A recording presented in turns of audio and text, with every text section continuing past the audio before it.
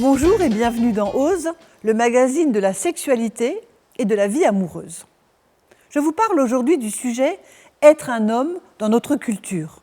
Les hommes ont-ils perdu leurs repères ? La sexualité féminine a longtemps été muselée car elle faisait peur aux hommes. Ceux-ci craignaient de ne pouvoir satisfaire une sorte de désir insatiable de ces dames et redoutaient que leur sexualité débordante menace l'équilibre social et leur position dominante masculine. Ils avaient besoin de se rassurer sur leur virilité, sur l'amour que leur porte leur compagne. À présent, ils se sentent hommes que s'ils réussissent à donner du désir et du plaisir à leurs femmes. Rassurer les hommes, c'est leur expliquer que les femmes attendent d'eux parfois d'autres choses. Pour elles, il n'est pas question de performance virile, d'érection magnifique, mais plutôt d'attention, de séduction, permettant à leur désir de s'éveiller progressivement. Alors, masculinité ou virilité ? Les critères de la masculinité sont variables selon les époques et les cultures. C'est la physiologie d'un homme, ses hormones et ses gènes qui lui confèrent cette masculinité, contrairement à la virilité, qui relève davantage d'un comportement qui s'acquiert au fil du temps.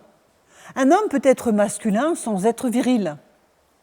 Longtemps, la plupart des hommes travaillaient dans les champs, dans les mines, les fabriques, mais ils étaient surtout destinés à la guerre.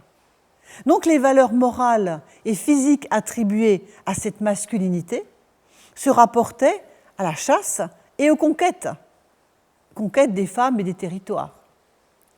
Qu'advient-il de ces concepts à l'arrivée des robots et des ordinateurs, des réseaux sociaux, de la mondialisation des marchés et des revendications féminines pour une égalité des sexes ?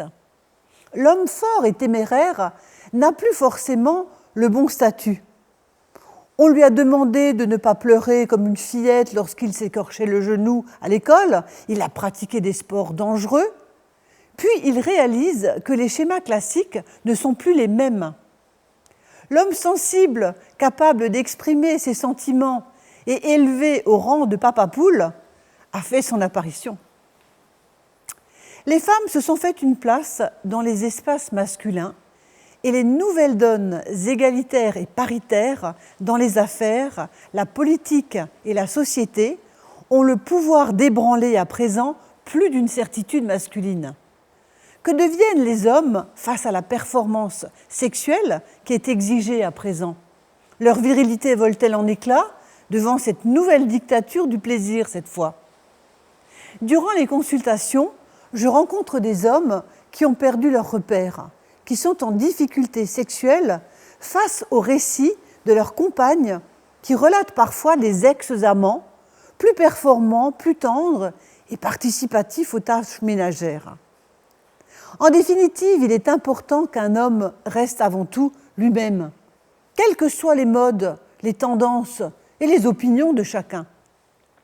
Ainsi, il peut cultiver son côté masculin, c'est-à-dire fort et protecteur, mais également son côté féminin, la capacité à dialoguer ouvertement, à exprimer ses sentiments, à oser exprimer de la tendresse aussi, et parfois de la fragilité. Rendez-vous la semaine prochaine, nous allons oser parler des maladies conjugales. À bientôt.